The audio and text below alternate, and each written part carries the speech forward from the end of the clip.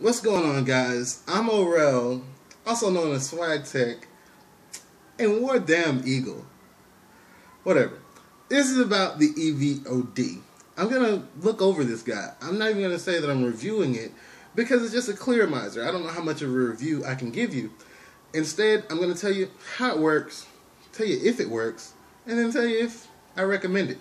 So you can pick these guys up from a number of different places now. When I picked it up, the only place it was available was Sun Vapors. They're going to run you anywhere between, I don't know, $5.75 and maybe $6, somewhere around in there. The replaceable heads that go in them right now are at iVape for 5 heads for $7 when you use the coupon code VaporJoe. So thank you, VaporJoe, because that's a great deal. So I'm going to take this off of this ego here, and we'll take a look. So this is the Kanger EVOD. Basically, it's a bottom-fed clearmizer. It's completely sealed, so even though you see condensation drops there, if you see those, it's completely sealed. It's not going to leak. You feel it from the bottom. And I freaking love the thing. This is my first Kanger product, period. I was a ViviNova guy. Bought a lot of stuff for the ViviNova. And then I slowly got back into dripping. So I've been dripping, and this has made it so I don't have to drip on the go.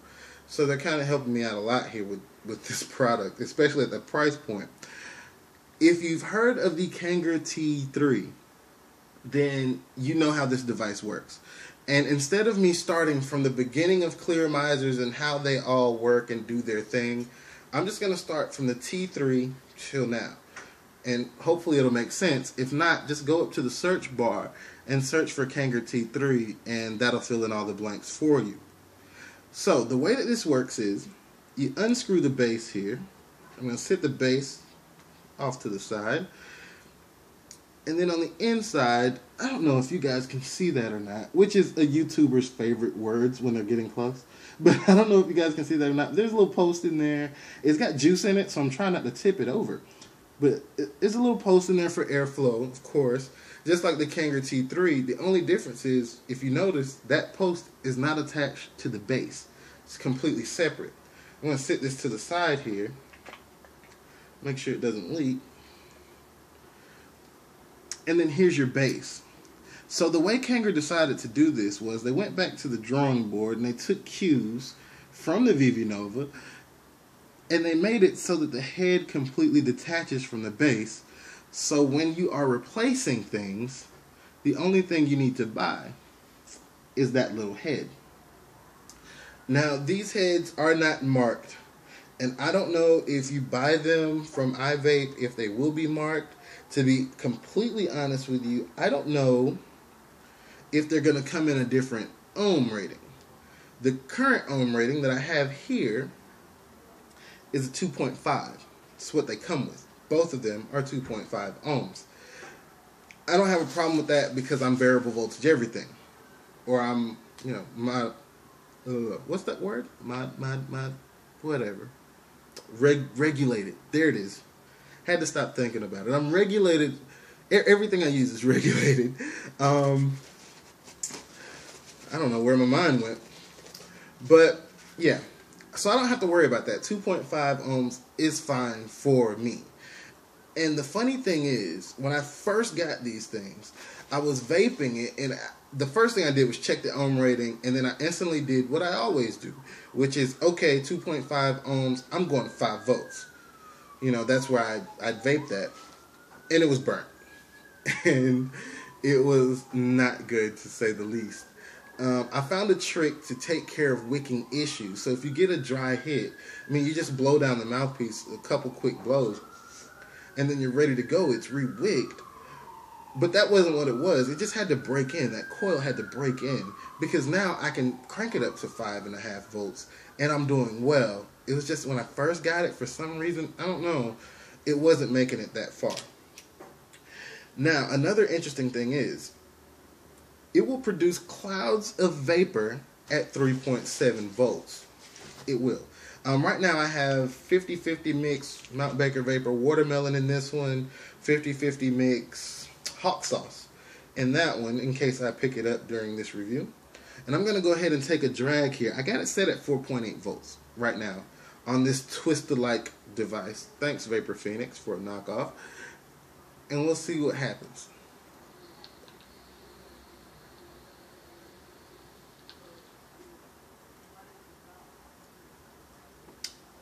So, I mean, 4.8 volts, that's not bad. I'm going to take another one.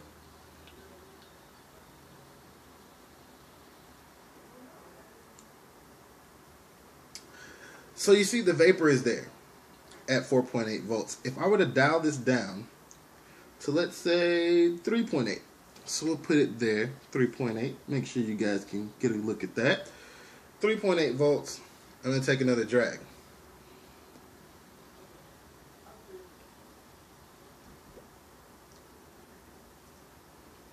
Still getting good vapor. I mean, it could be the juice because it's 50-50. I don't know what it is, but it works. The flavor on these is the same that you'd get from like a Bogue cartomizer. It's on that level. Of course, the flavor is different. To me personally, the flavor is cleaner, but the amount of flavor. So if I were to direct drip my juice, I'd get more flavor. But I don't know how to explain that, to be honest with you. I just don't. There's not too much extra.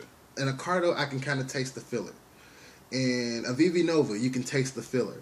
Well, here, I can't really taste the filler material, but the flavor isn't as pronounced as I would like it to be. That makes sense.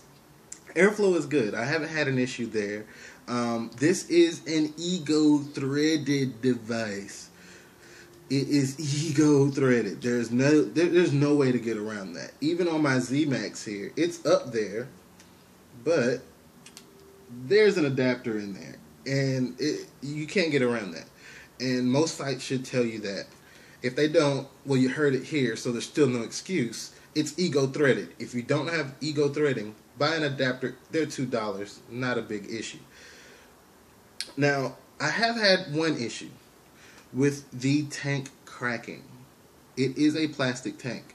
Now, I know that there are juices that will crack and cloud and cause leaching on tanks.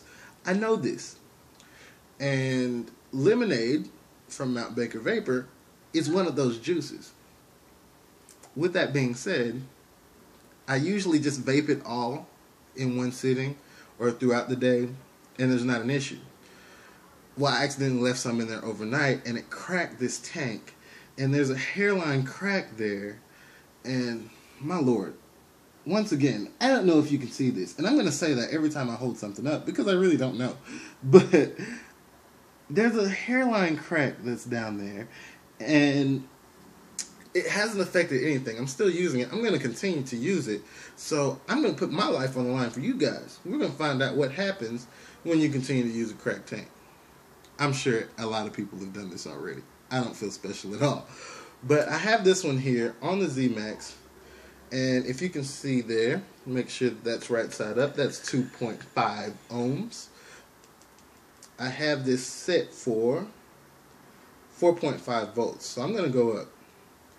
I'm going to take it all the way up to 5.5. So we're going to be daring. I don't know if you saw that. But it is at 5.5 volts. So,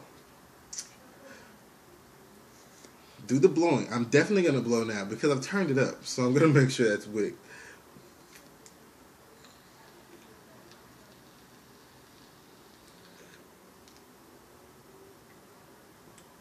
Works fine. There's no burning. It was wicked well. Plenty of vapor on a short draw. That hot sauce is good.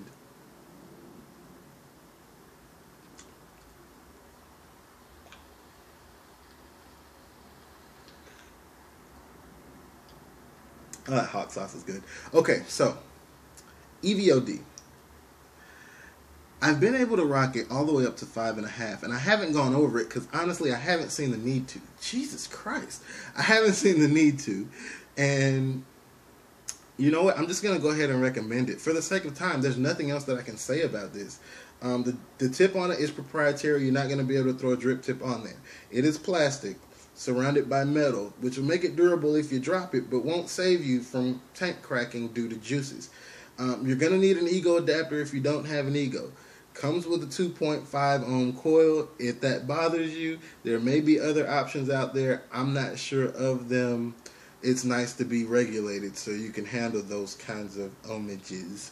If you do have something of a lower voltage, it will still work, and it will still work well. Your vapor just won't be warm.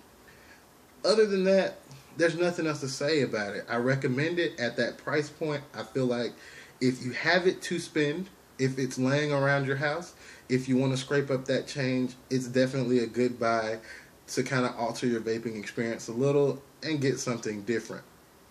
That's all I got to say about it. I will say, though, go and sign that petition if you haven't already. We want to make sure that we can continue to do this. And, you know, our community is such where we all kind of stick together in one way or another. And I don't want to see that end. And I don't want us to have to talk in code or anything like that, where like the marijuana community does or something. I don't want us to have to go through all that. We're actually doing something that's very positive for us. Not to say that the marijuana community is not. I'm just saying that we're doing something that's going to benefit a lot of people, and there is no reason to stop that from happening. So, of course, there will be a link to the petition down below. Sign it. If you signed it, have somebody else sign it. And that's it, man. I'm Aurel, also known as Swaggtech. This was the EVOD. I'm going to take another drag, and of course, War Damn Eagle.